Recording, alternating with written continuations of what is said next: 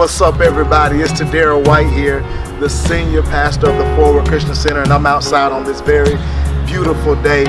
I want to invite you into the sanctuary of the FCC Church family as we are sharing a message entitled, How Low Can You Go? Gospel of St. John, chapter 13, is a message about servanthood. Let's open our Bibles, get into this word.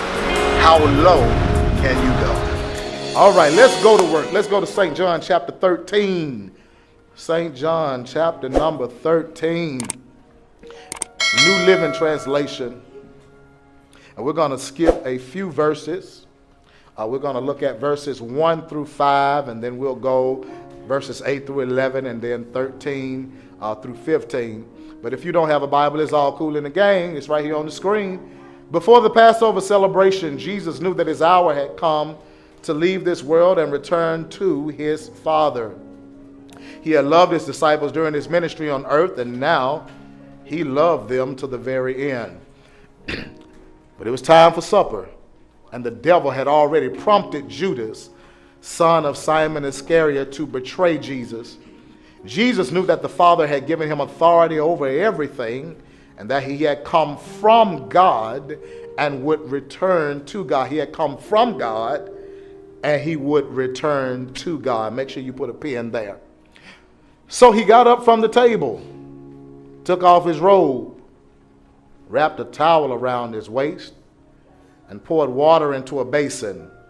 Then he began to wash the disciples' feet, drying them with the towel that he had around him.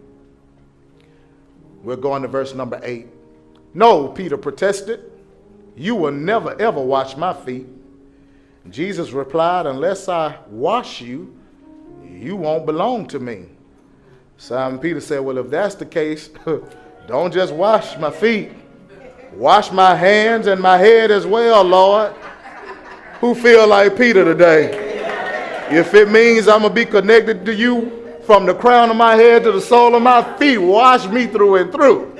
My God. Next verse declares, Jesus replied, a person, this is very important, check this out, a person who has bathed all over does not need to wash except for the feet to be entirely clean. And you disciples are clean, but not all of you. For Jesus knew who would betray him, and that is what he meant when he said that not all of you are clean. Does that make sense? Yes. All right. You call me teacher, verse 13. You call me teacher and Lord, and you are right, because that's exactly what I am. And since I, your Lord and your teacher, have washed your feet, you ought to wash each other's feet. I've given you an example to follow. Do as I have done to you. I want to talk about for just a few moments, how low can you go? Look at somebody like you're serious about them and ask them, how low can you go? This ain't got nothing to do with no, what's that, cha-cha slide?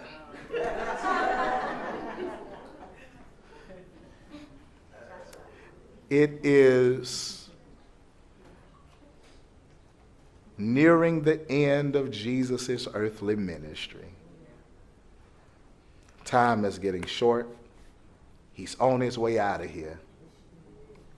And now Jesus acknowledges that, and anthropomorphically, it dawns on him, not really, but anthropomorphically. That is just a term that's used to describe an action that God doesn't really take because nothing ever occurs to him. Nothing ever dawns on him. If it dawns on him, then that means that he wasn't aware of it. But in a language that we can understand, it hits Jesus just how much he really loved his disciples. So when he started out with them in ministry, he loved them, but now that his time was coming near an end, he discovered he loved them more now than he did when they first got together. And that's the beautiful thing about love, is the tendency to grow in it. You start out loving somebody and you think you can't love them anymore, and 5 years pass and you discover, I thought I loved you then, and I didn't think I could love you anymore, but I love you more today than I did when we first began.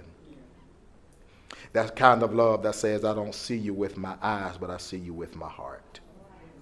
That kind of love. That's the love that Jesus had for his disciples. And the proof of love, one proof, is the willingness to teach. I hope you get that in your spirit if you don't get that in your notes. The proof of love is the willingness to teach, the willingness to give, the willingness to share. Don't tell me you love me and you never show it, because it is an action word. And Jesus loved his disciples enough to teach them. And on his way out of here, he had to make sure that the lesson he taught was a lesson that would last them for the rest of their lives. And what lesson could he teach that could last them actually beyond the days of their lives? It's the lesson of servanthood. I believe it's the greatest lesson that you could teach your children for their future's sake. Each child must be taught how to honor and who to honor for their future's sake. Because if not, if you miss the opportunity to teach them about the art of servanthood, they may go to school and make straight A's, but they'll never be able to hold down a job. You may have the education, but you will lack the experience, because you can't have an experience that you will not embark upon. Having this attitude of a servant is the thing that will keep you from opening your mouth when you should shut your mouth. The attitude of the servant will determine the atmosphere of the palace. And if you're anything like me, from time to time, you like to go eat. You like to go to restaurants. You like to enjoy a nice meal. And one of the things that we look for when we go to a nice restaurant, we want the food to be good, of course, but you look for the service. How was this waiter? How is this waitress? How was this host? How was the hostess? How did they treat you? Did they speak to you? Did they act like they were mad that you walked through the door? I never understood that. If people don't come in here, you don't get any money. If you don't get any money, you don't get paid. And you don't get paid, then you can't have any experiences. How you going to pay your bills when ain't nobody giving you no money? You should be glad when I walk through the door, because that means I'm about to give you something. There's an exchange that's about to take place. And the thing about me is, if I go to a restaurant and the food is not that good, at least if you're nice to me, I'll give you another chance. I'll come back just for the experience, just because you refilled my Sprite without me asking you to. Just because you saw me drop my fork and without me having to ask for another one, you just brought another one to my table. One time I remember the biggest tip I ever gave. I dropped something and that person just continued to serve me. And we were there with a couple of other people and we kept asking them for stuff, Can you bring this? Can you bring that? Can you bring it? And they said, it's my honor to serve you. Like, you're not getting on my nerves. It's my honor to serve you. I think I passed my baseball cap around like we took up an offering that day. Because there's something about the attitude of the servant that determines the atmosphere in the palace. That's really what professionalism is all about. If you think about it, that's the difference between being professional and being organized. See, you can be organized and lack professionalism, and it will sabotage the benefits of the event that you organized. Because although you had the right people in the right place at the right time, if the people were in place at the right time and you had it structured down to the T, but their attitude was nasty. It doesn't matter how nice the place looked. It doesn't matter about the decorations. If the attitude was messed up, it caused there to be a spirit of decadence in that experience. And so Jesus has to teach a message about servanthood.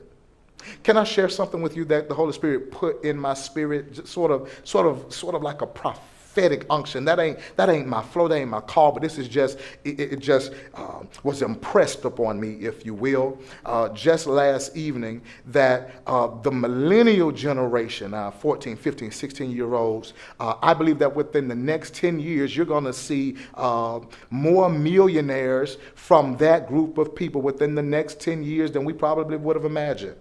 People who are 15, 16 years old by the time they're 25 and 26 years old, they're going to be millionaires. I see that. I sense that because they're so creative.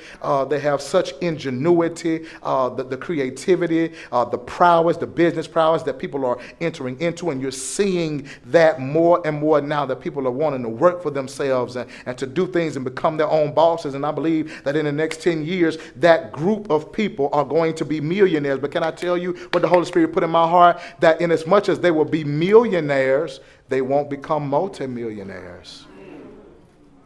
They'll become millionaires, but they'll never be multimillionaires. He said, because one of the things that if we are not careful to teach them about servanthood, they'll become millionaires, yet they'll still die broke because they never mastered the art of what it is to be a servant.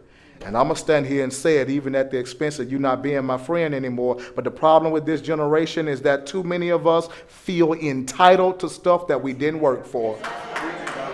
Entitled. And all the grown folk in the house said, this attitude that just thinks I'm supposed to have something. Thinks that I'm supposed to get something. Just because you know my name, that automatically entitles me to everything that you have without me doing what you had to do in order to get there. That Jacob mentality, not the Israel mentality, but that Jacob, that trickster mentality, that mentality that when you're coming out, I'm not going to be able to come out like you come out, so I'll just grab on to your heel. And whatever you get is automatically mine. That entitled spirit that you don't move unless you tell me, and you don't do anything unless you tell me. This inferiority complex that those who are inferior feel that they should be superior. They feel that whatever is yours is mine. And when you get your check, how much did we make? Not understanding that the only way to promotion is through servanthood. The only way. Do you know the only people who can promote you are those who are over you and they see your level of servanthood? When they were looking for a wife for Isaac, they came by and said, whichever woman comes by and waters my camels, she'll qualify for the fortune of Isaac.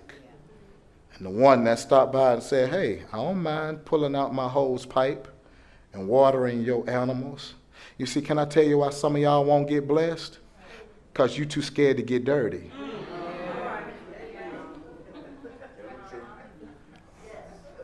It stinks in here. What does that smell? Oh my God. What? Oh my God. Oh. Am I sweating? Oh my God. I broke a nail. Oh my God. Is that dirt under my... Oh my God. That oh my God mentality. That's why some of us won't get blessed. We're going where? What side of... Oh no, I don't go over there. I don't drive over there. I don't do that. If it's not picture perfect, then I can't operate within that arena. It's got to already be established because I lack such servanthood that would allow me to produce anything. So I only flow in what others have produced because my heart isn't of such that I can produce by sowing a seed myself. That attitude that says that serving makes me look weak. It makes me look powerless. Not the attitude of Jesus that says that the Son of Man came to serve and not to be served. No, I want to sit. You bring me a plate. I want to sit. You call my name. And you better not leave it off the program. Everyone should know what I do. But the beautiful thing about this is that the scripture suggests that during dinner time, Jesus takes off his robe and he grabs a towel. And he takes that towel and he places it around his waist after he takes off his robe. He takes off his robe, which is a sign of his authority. puts a towel around his waist, which makes him look like a slave. Because this is what the slaves wore. They would stand at the door and serve in the capacity of the lowest paying job that you could get, and that was to be a foot washer. These were the people that would wash feet because there were no concrete, cement paved roads like we have. Everything was dusty and dirty. The animals didn't have a certain pad that they could go use it on. So wherever they were in the streets, if they just dropped it, it was there. And they didn't have J's and Timbos and stuff like that. They wore sandals if they wore any shoes at all. And sometimes if they weren't paying attention, their feet would step in mess. And so before you would walk into somebody's house, they would have a foot washer at the door to clean your feet so you would come in. Jesus said, that's the lowest job? Give me that one. Watch this. CEO of the universe, the man. The epitome of Psalms 24. The earth is the Lord's, the fullness thereof, the world and they that dwell therein. Who took off his robe, which made him look prestigious, and put on a towel that made him look like a peasant. Can I ask you, where's your towel? Oh, I know you got your stilettos, but where's your towel? I know you got your three-piece suit, but where's your towel?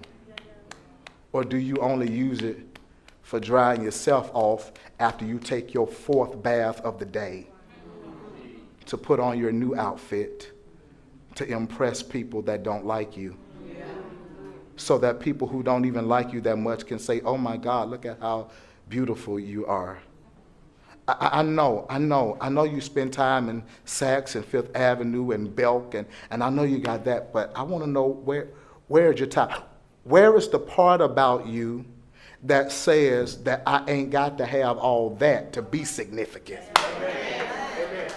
Where's the part that says, because notice this, it says he took the robe and put it around his waist and poured water into a basin, and he commenced to wash the disciples' feet. Do you know the first thing that I saw about Jesus? And we're asking the question, how low can you go? Here's the first question. Here's the first thing I want to deal with. I want to deal with his humility.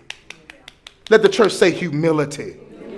His humility was of such that Jesus, watch this, knew that he had come from God and that he would return to God. Oh my God, this is what blessed me. It blessed me that he knew who he was. So it became easy for him to serve. Y'all don't know when to go in.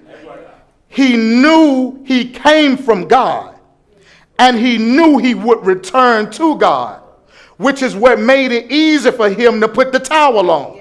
You see, the reason that some of us don't put the towel on is because we don't yet know who we are. But when you know who you are, and you like Jesus who knows he already got authority, now he understands it's easy for me to serve. Because some people who are serving at your cousin church, they serving, but they serving for the wrong reasons. They are serving to get attention. Jesus says, no, I'm not serving to get attention. I'm serving because I already got attention.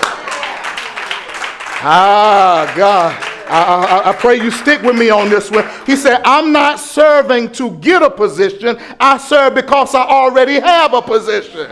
I'm not serving for somebody to give me praise. I'm serving because I've already been praised. I'm not serving to get a title. I'm serving because I already have a title.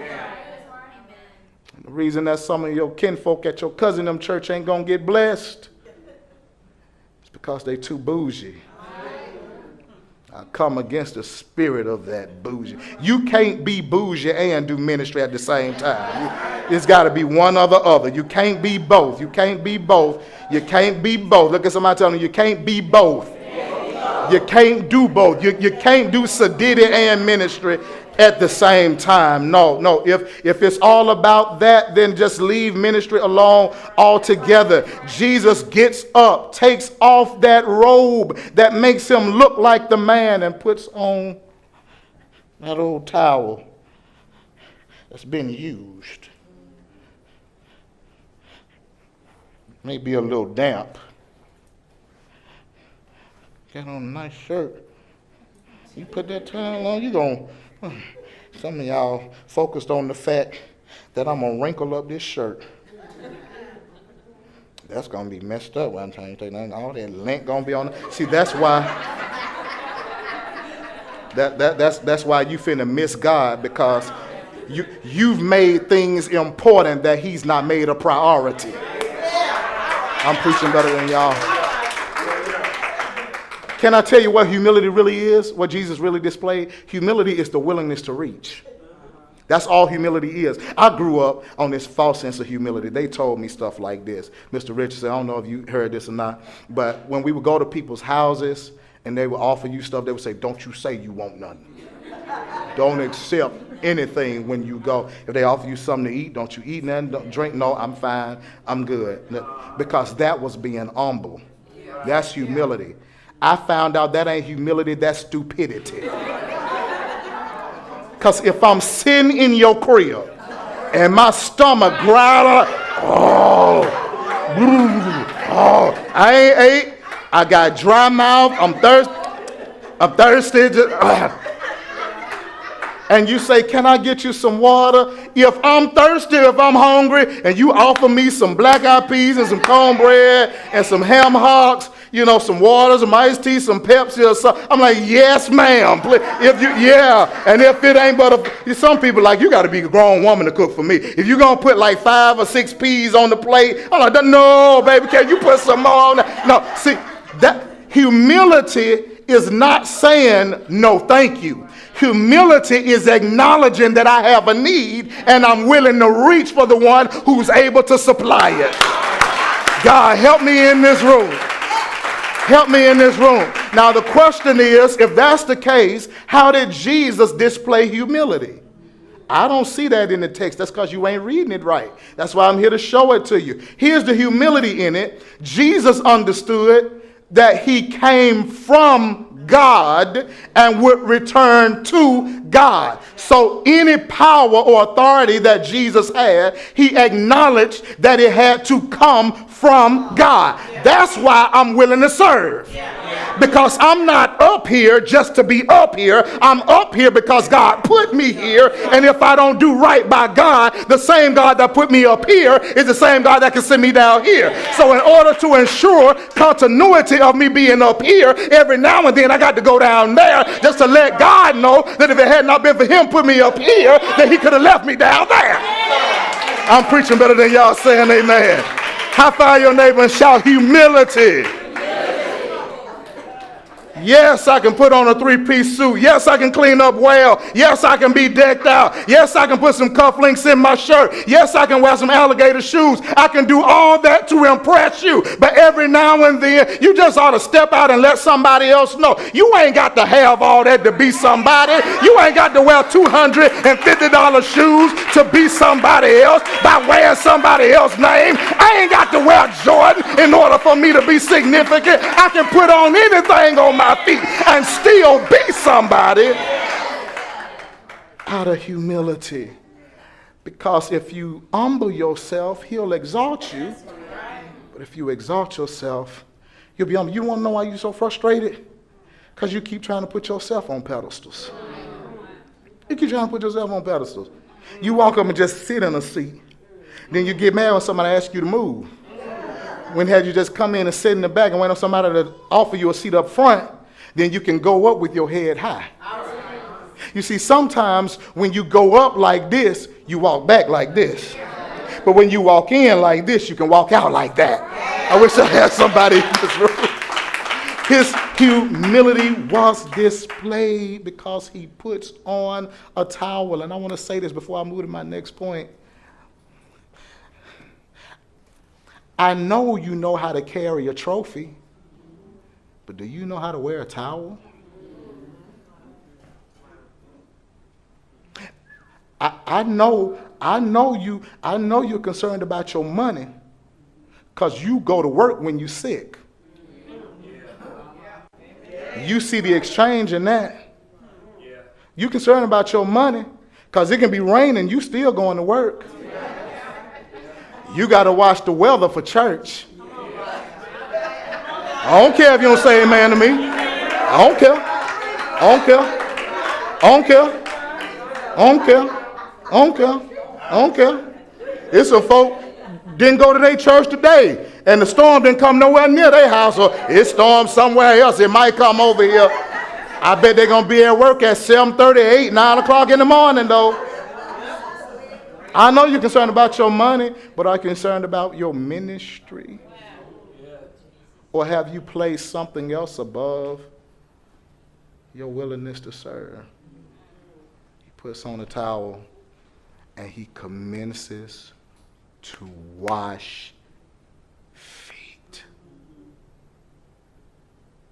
Don't miss God because you don't do feet.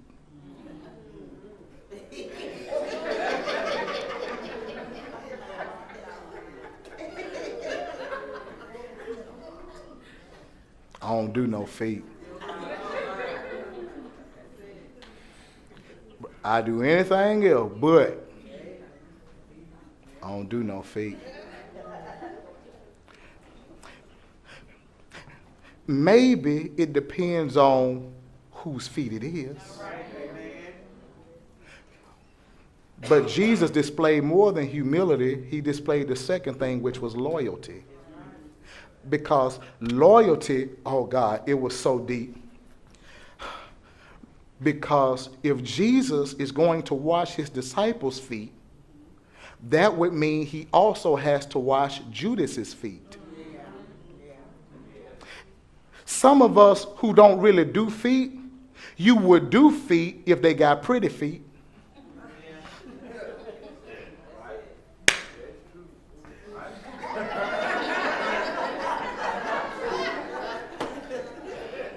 You will do pretty feet, but you won't do Myra feet.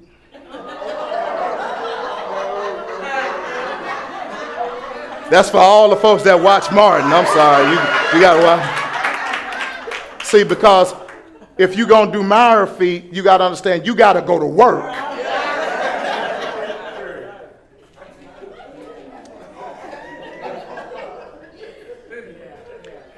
First the natural, then the spiritual. You may not have bunions or corns, but spiritually, God got to go to work on your feet. Because you know the thing about feet, a Catholic priest said this when I was at Holy Family. I almost shouted at a Catholic service one time. He said, feet don't lie. Preachers, you can use this. Feet don't lie because feet tell where you've been. I ain't never done that. No, let me look at your feet. I can tell by the print on your feet what kind of ground you've been standing on.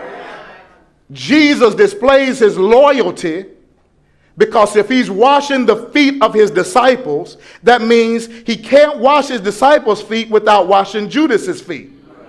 You are not loyal until you wash the feet of somebody that hurt you. Oh, God, this is heavy right here. This is heavy right here. This is heavy. Because when he gets to Peter, Peter says, hold up, Jesus. You ain't washing my feet. I won't allow you. I don't know why Peter said this. Maybe it was because I got a couple ideas. You just think with me for a moment. Maybe he's saying, all right, Peter, I'm not going to allow you to wash my feet because, number one, you're too good for that. You are the CEO of the universe. You're the man. Leave that to the peasants. Leave that to the slaves. Leave that to these low folks. You ain't got to do that. Hey, you got a title. You ain't got to do that. You don't get paid for that. Pick up pay. No, somebody else can pick that up. Hire a janitor. They can pick that up. You too good for that. What's your name? Pastor? No. Cut grass? No, you too good for that. Be out in the sun, don't do that. Rev? No, leave that to somebody else. You too good for that. You too good for that. You got a title. You get paid. You on staff. You on pay. You too good for that. Look at how much money you got. You too good for that. Look at that kind of car you drive. No, you too good for that. Look at what you got on. Nice little sleeves. Don't roll them up. You too good for that. Peter said, no, I ain't going to do that. Or maybe he was saying, you know what? I'm embarrassed by my feet. I don't want you on my feet. Take these socks off, ain't no telling.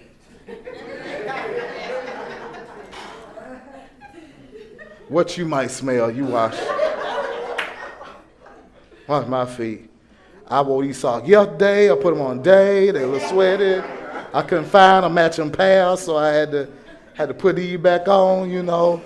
Just sprayed a little Febreze on them, dried it off a little bit, you know. Kind of bad, isn't it? Just fungus waiting to happen. Athlete's foot, just waiting to happen. I don't want you to touch my feet because you don't know what kind of issues I got going on.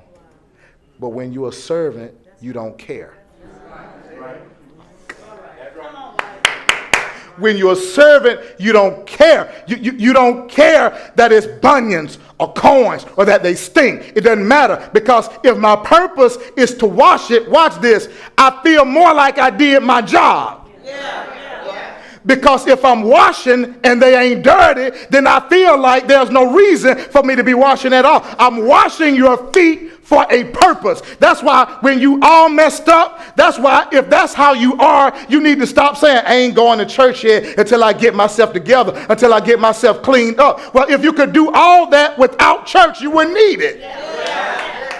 That's why I don't understand how sometimes I be going to your cousin in church and they be frustrating me. They be making me mad because they be looking at folk like they don't deserve to be there. What you got on? And got a hat all on your head and pants all sagging and earrings all in your ear, coming in here smelling like sex and weed. Listen, if they don't smell like that every now and then, if them kind of folk don't come to your church, you ain't even got no real church, because you need to be able to go to a place where you can step up in there and say, I got some issues, I got some problems, and I got some flaws, but you feel like you're in the right place to get cleaned up and helped and blessed from the neck up, because you understand that the church is not a social savings club. It's not a gathering for people that's got it all together. It's a hospital for sinners who understand that I need God today like you needed him, Grandma, 15 years ago.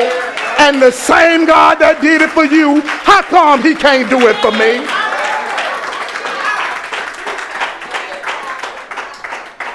His loyalty is displayed because he washes every last one of their feet. And to top it off, I knew he was serious about serving because, brothers, ladies, close y'all ears for a minute.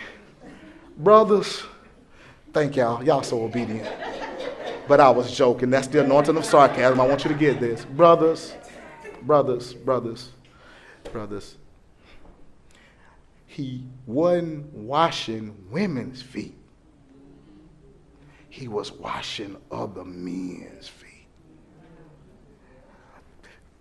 I know the part of ministry you don't mind doing, but what part of ministry that you got a problem doing?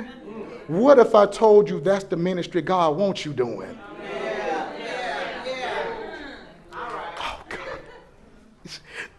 Ain't it funny at how folk always talking about, I just want to stay in my lane. They only say that when they don't want to do something. I'm staying in my lane.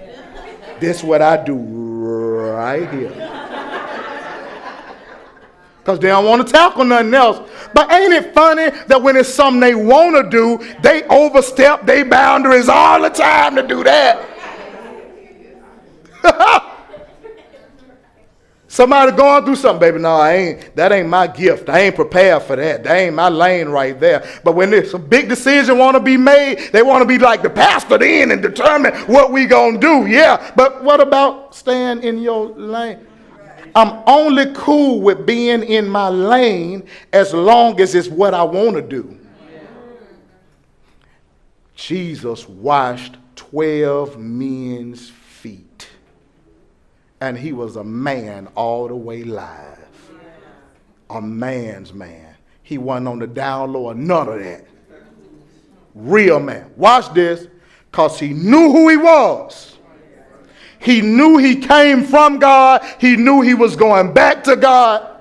And although he is the CEO of the universe, he says, you know what? Instead of sitting on the throne, I'm going outside to greet people when they come in. Yeah. Instead of sitting on the throne and sitting in the back, I'm going outside to help park some cars. Instead of just sitting at my little place where I got power, prestige, and authority, I'm going to go and open the door for some elderly person and help them get in their car. I'm going to serve today. I'm going to do something that people think is beneath me. And watch this. You're going to know that I'm good at it, because when I serve, I'm going to serve better than folk who think they're able to serve. Man, look, I first started preaching, and it's different in this generation. We announced our calling one day, and we preached the next day.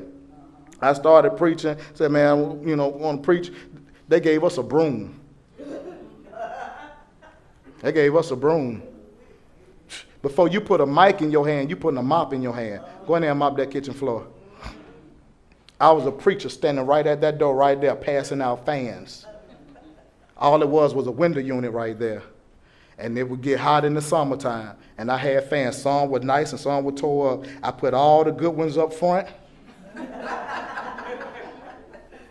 and pass out them fans as Rebel, passing out fans. I was playing the piano for the choir. Couldn't play a lick, but we played everything in C. That's it. This little light of mine. Congregational songs, those were the choir songs. This little light of mine and glory, glory, hallelujah. We had to go off somewhere and sing. What we going to sing? This little light of mine. As a preacher, yeah. Understanding, watch this. And I don't say this to be braggadocious, but I'm saying this so that I can express a point to you that the greatest people in greatest positions should be able to come and do your job and do it better than you. They should be able to do it better than you, because if you sit up there, it ought to be reminiscent of the fact that you went through this. Because that is what helped get you. So his loyalty was, it don't matter who it is. And he gets to Judas's feet and washes the man's feet. I know how you treat people that like you. But before I turn the corner, can I ask you a very serious personal question? How you treat people that don't like you? Pastors, I know how you treat your tithing members. How do you treat those that ain't got it? Do the ones that get the most have the most pull? Do you call an audible to make happy people that give the most and not consider those that have nothing? Where's your loyalty? You don't understand what they did to me. Look at what you done to folks. They talked about me. How many folks you been on the phone talking about?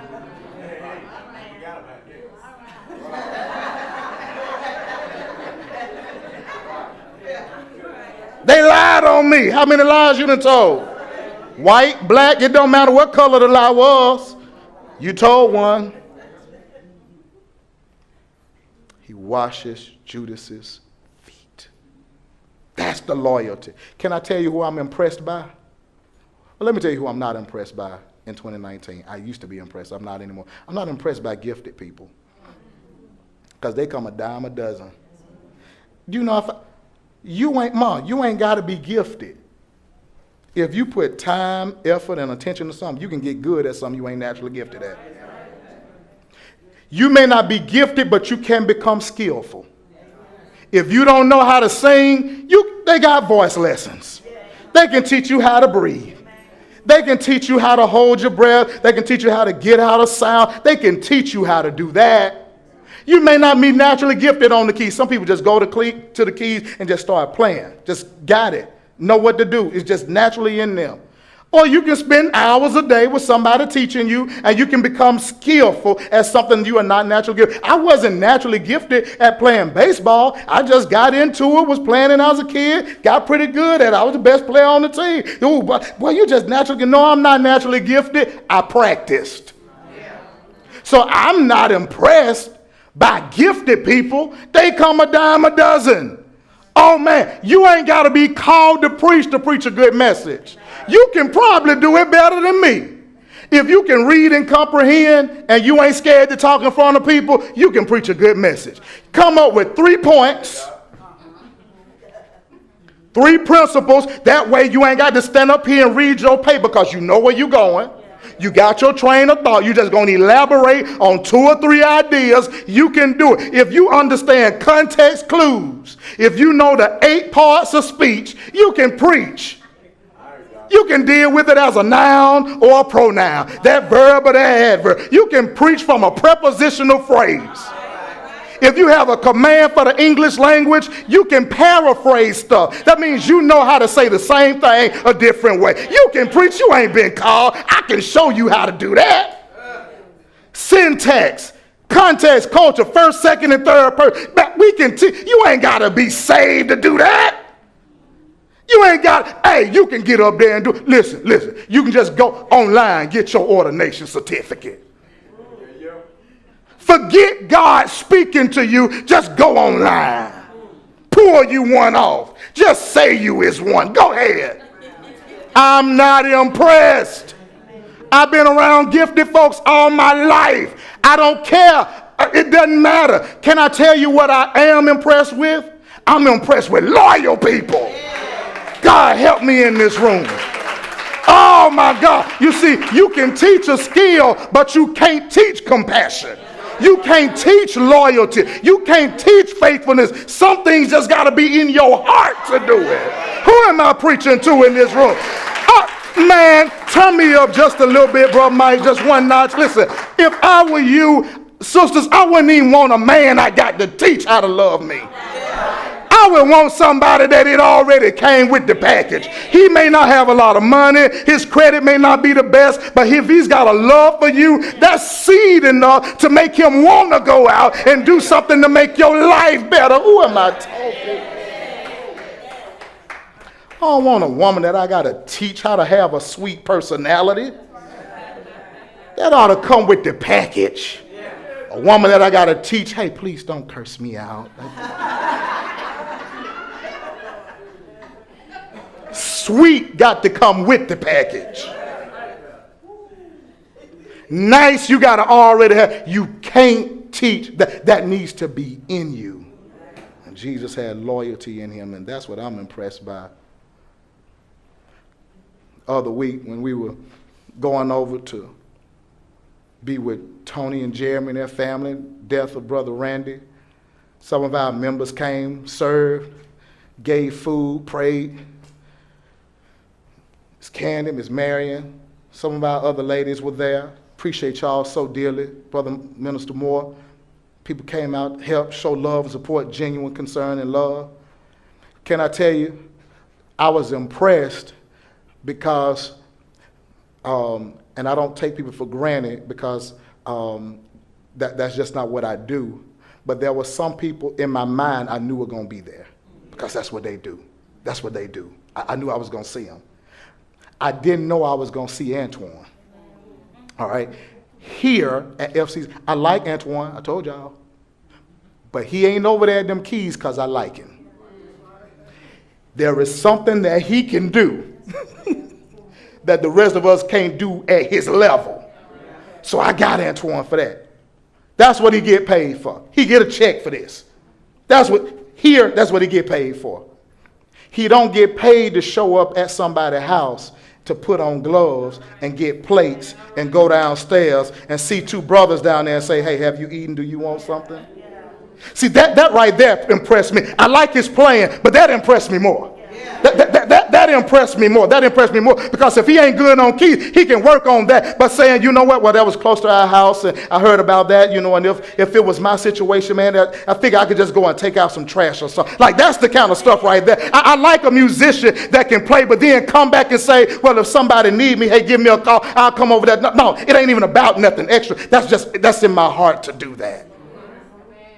To be able to walk around the community and say, listen, we're going to walk several blocks and we just going to pray. And Barry come and he show up here. And I'm like, no, what you doing here? You playing, you sing. Like, no, I'm praying today. Loyalty. That's what Jesus had. He said, I'm not just going to be loyal to my position. I'm loyal to the individual.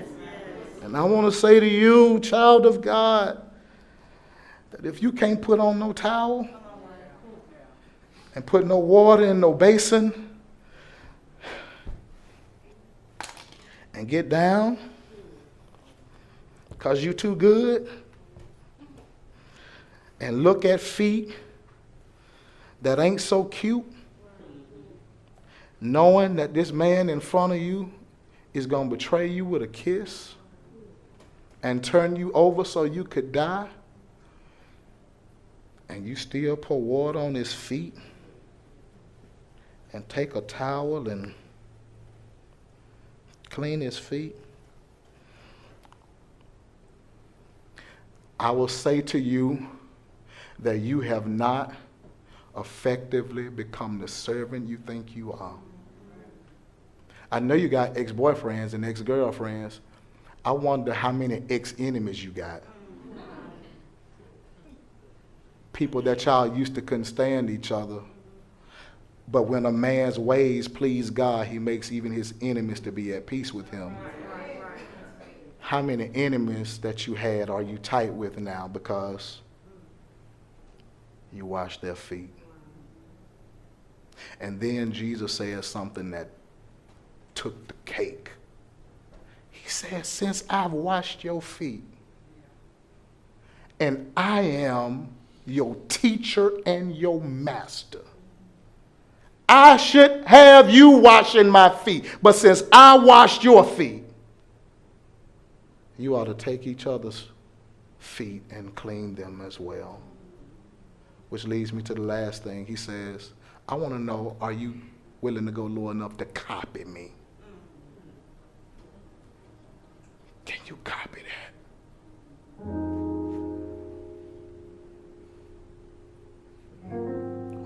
Or are you too bougie? Whatever you wish people would do for you, God said do it for them. The way you wish people would treat you, treat them that way. How you get mad that you come to church and didn't nobody speak to you? That means you came to church expecting to be spoken to. You didn't go expecting to speak. They weren't nice to me. Were you nice to them? Maybe folks ain't friendly to you because you ain't that friendly. Maybe if you were more approachable, people wouldn't mind speaking to you because they don't know if you're going to cuss them out if you say, hey.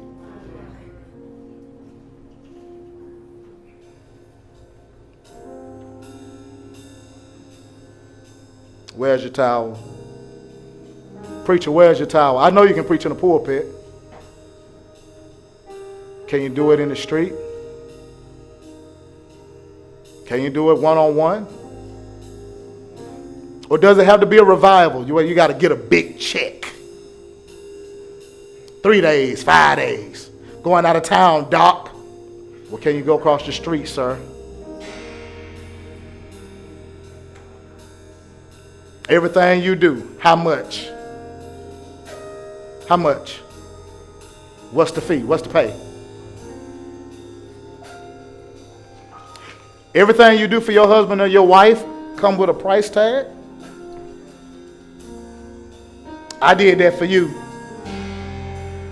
Can you at least?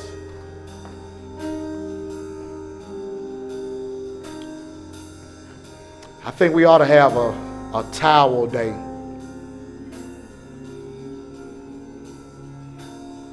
While we spending all this money for special days. I need black, we need pink, we need red. I got to go and spend some more money. I don't have anything that color. Just get a towel from the crib. And people see you while you're walking around with that towel. I'm ready to wash feet. And here's what's crazy. Jesus said, I'm washing all of your feet. He says, and the reason I'm washing feet is because if the rest of you is clean, I don't have to do that.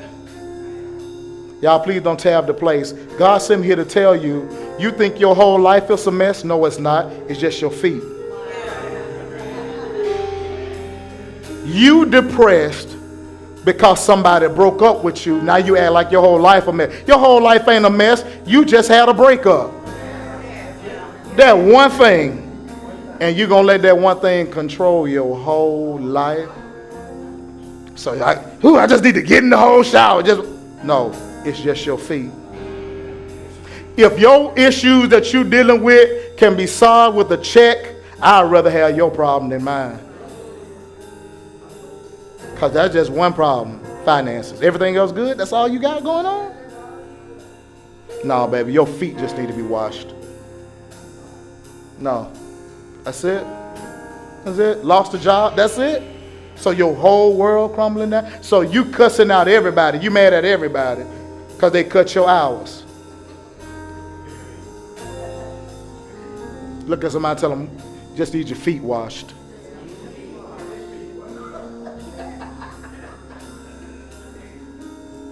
Talking to that boss, that CEO, that business owner. You mad at everybody? No. It's just one person on your staff getting on your nerves. Ain't everybody. It's just that one. You ain't got to get rid of all your friends. I'm just cutting off everybody from Facebook. No, it's one that sent you a stupid inbox message. Block them.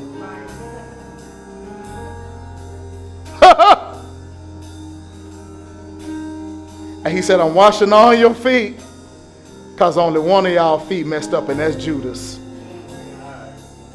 And so in order to not single out Judas, he called everybody and said, I'm going to just wash all y'all feet. Just so I could make sure that I could get to his. So I'm closing when I say this to you.